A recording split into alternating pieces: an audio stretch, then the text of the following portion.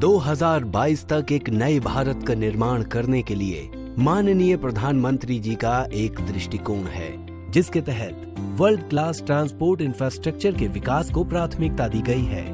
भारत माला परियोजना भारत का सबसे बड़ा इंफ्रास्ट्रक्चर डेवलपमेंट प्रोग्राम है। फ्रेट और पैसेंजर के संचलन को सक्षम बनाने के लिए भारत माला परियोजना की परिकल्पना की गई। पूरे भारत में दिल्ली मुंबई के बीच फ्रेट मूवमेंट सबसे अधिक है और इसी कारण इन दो महानगरों के बीच दिल्ली मुंबई एक्सप्रेसवे बनाया जा रहा है। ये एक 1320 किलोमीटर लंबा 8 लेन एक्सेस कंट्रोल्ड आधुनिक एक्सप्रेसवे होगा। अभी इन दो महानगरों को जोड़ने वाले NH48 पर हर वक्त कंजेशन रहता है और ये अपनी क्षमता से ऊपर ऑपरेट कर रहा है। NH48 घनी आबादी के क्षेत्रों में से गुजरता है। इस हाईवे को एक्सपेंड करने के लिए काफी अधिक लोगों को रिहेबिलिटेट करना पड़ेगा। NH48 के साथ की जमीन को अर्जित करने की लागत एक ग्रीन फील्ड अलाइनमेंट से कई गुना महंगी पड़ेगी। इन कारणों को ध्यान में रखते हुए सरकार ने एक ग्रीन फील्ड अलाइनमेंट बनाने का निर्णय लिया है, ताकि ट्रैफिक का संचालन तीव्र रहे, बिना लोगों और वातावरण को नुकसान पहुंचाए।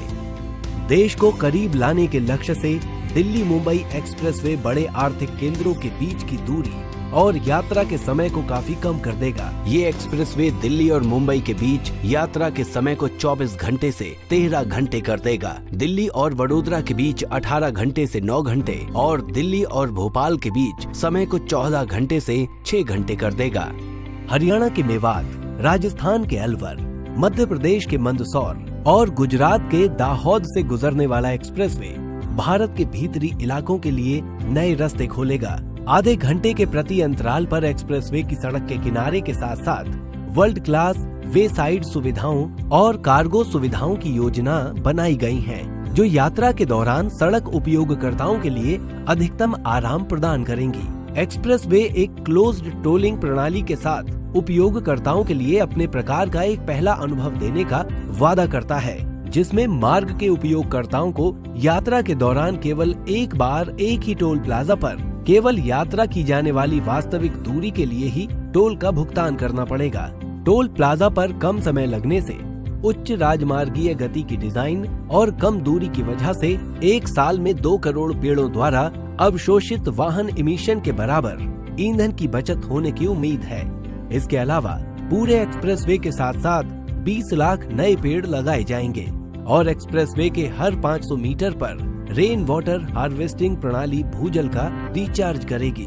भूस्वामियों के लिए निष्पक्षता से भूमि माप सुनिश्चित करने के लिए ड्रोन सर्वेक्षण, लिडार और भू अभिलेखों के डिजिटलीकरण जैसी आधुनिक तकनीकों का उपयोग किया गया है, जिससे भूमि अधिग्रहण उच्च सटीकता और तेजी से पूरा किया जा रहा है। डिजिटल इंडिया के लिए माननीय प्रधानमंत्री जी के दृष्टिकोण के अनुसार भूमि मालिकों को मुआवजे के लिए पूरा मुआवजा डिजिटल रूप से किया जा रहा है और पैसे सीधे उनके बैंक खातों में स्थानांतरित किए जा रहे हैं। दिल्ली मुंबई एक्सप्रेसवे का निर्माण अत्यधिक टिकाऊ, अत्याधुनिक परपेचुअल पेवमेंट पर किया जा रहा है, जिसे 50 वर्षों तक की अवधि में रख रखाव की आवश्यकताओं को कम करने के लिए डिजाइन किया गया है।